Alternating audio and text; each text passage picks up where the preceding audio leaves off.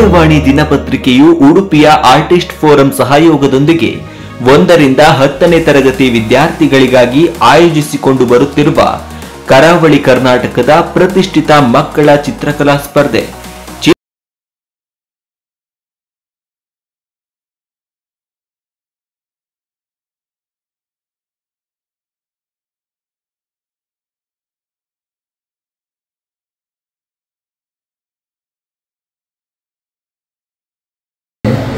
ಇದನ್ನು ಗುರುತಿಸಿ ಇಲ್ಲಿವರೆಗೆ ನಡೆಸಿಕೊಂಡು ಬರುವುದಂತೆ ನಮ್ಮ ಪ್ರತಿ ಒಂದು ತಾಲೂಕಿಗೂ ನಲ್ಲಿ ಇರುವ ಎಲ್ಲರಿಗೂ ಒಂದು ಹೆಮ್ಮೆಯ ವಿಷಯ. ಈಗ ಅದು 100-200 ಮಕ್ಕಳಿಂದ ಪ್ರಾರಂಭವಾಗಿ ಸಾವಿರಾರು ಮಕ್ಕಳೊಡನೆ ಕರಾವಳಿ ಗಡಿಯನ್ನು ದಾಟುತ್ತಿರುವುದು ನೋಡುವಾಗ ತುಂಬಾ ಒಂದು ಹೆಮ್ಮೆಯ ವಿಷಯವಾಗಿದೆ. ಇದೇ ರೀತಿ ಅವರ ಈ ಚಿತ್ರಕಲಾಸಕ್ತಿ ಮತ್ತು ಮಕ್ಕಳಲ್ಲಿರುವ ಆ ಸುಪ್ತ ಪ್ರತಿಭೆಯನ್ನು ಗುರುತಿಸುವ ಈ ಕಾರ್ಯಕ್ರಮ ಇದು ನಮ್ಮ ಉದಯವಾಣಿಯ ಬಳಗಕ್ಕೆ ನಿಜವಾದ ಒಂದು ದೊಡ್ಡ ಹೆಮ್ಮೆ. ಅದು ಇನ್ನೂ ಹೆಚ್ಚಿಗೆ ಇವರಿಂದ ಸಮಾಜಮುಖಿಯಾಗಿ ಮುನ್ನಡೆಯಲ್ಲಿ ಮಕ್ಕಳಲ್ಲಿ ಇರುವ ಆ ಸುಪ್ತ ಪ್ರತಿಭೆಯೊಡನೆ ಆ ಚಿತ್ರಕಲಾಸಕ್ತಿ ಇನ್ನೂ ಹೆಚ್ಚಿಗೆ ಬೆಳೆದು ಅವರು ಉತ್ತಮ ಜೀವನದೊಂದಿಗೆ ಉತ್ತರೋತ್ತರ ಶ್ರೇಯೋಭಿವೃದ್ಧಿಯನ್ನು ನೀಡಲಿ ಎಂದು ನಾನು ಆರಾಧ್ಯ ಮೂರ್ತಿ ಮಹಾಗಣಪತಿ ದೇವರಲ್ಲಿ ಪ್ರಾರ್ಥಿಸುತ್ತಾ ಇದ್ದೇನೆ.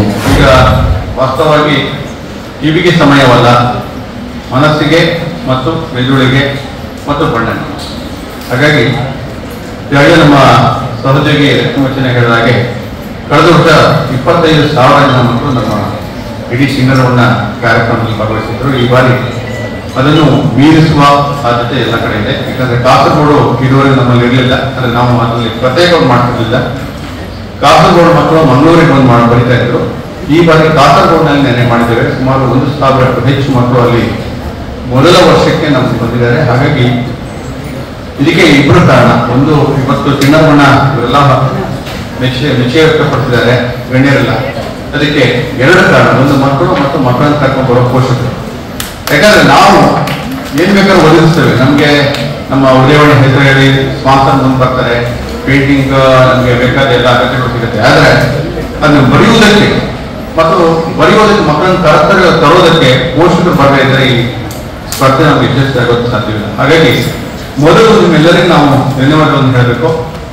ಮತ್ತೆ ಅದಕ್ಕೆ ಸಪೋರ್ಟಿವ್ ಆಗಿ, ಯಾಕಂದ್ರೆ ಒಂದು ಒಳ್ಳೆ ಕಾರ್ಯಕ್ರಮ ಮಾಡುವಾಗ ಒಬ್ಬರಿಂದಲೇ ಸಾಧ್ಯ ಆಗುದಿಲ್ಲ. ಅದಕ್ಕೆ ಸ್ಪಾನ್ಸರ್ಸ್ ಬೇಕು, ಜೊತೆಗೆ ಇಂಥ ಒಳ್ಳೆಯ ವ್ಯವಸ್ಥೆಯನ್ನು ಒದಗಿಸಿಕೊಳ್ಳುವಂಥ ಶಾಲೆಗಳು ಬೇಕು, ಸಂಘಟನೆಗಳು ಬೇಕು. ಇವರೆಲ್ಲರಿಗೂ ನಾನು ಉದಯವಾಣಿ ಪರವಾಗಿ ಮತ್ತು ಆರ್ಟಿಸ್ಟ್ ಫೋರಂ, ಮುಖ್ಯವಾಗಿ ಆರ್ಟಿಸ್ಟ್ ಫೋರಂ, ಯಾಕಂದ್ರೆ ನಾವು ನಿಮ್ಮ ಎಲ್ಲ ಹಾಳೆಗಳನ್ನು ಗುಡ್ಡೆ ಹಾಕಿಕೊಳ್ಬೋದು, ಆದರೆ ಸರಿಯಾದದನ್ನು ಆಯ್ಕೆ ಮಾಡಬೇಕು ಅಂತಂದ್ರೆ ನಮ್ಮ ಕೈಲಾಗೋದಿಲ್ಲ.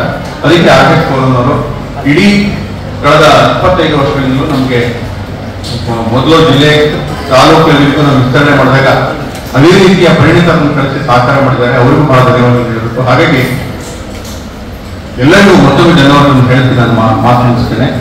ಇವರ ಸಹಭಾಗಿತ್ವದಲ್ಲಿ ಸುಮಾರು ವರ್ಷಗಳ ಹಿಂದೀಚೆ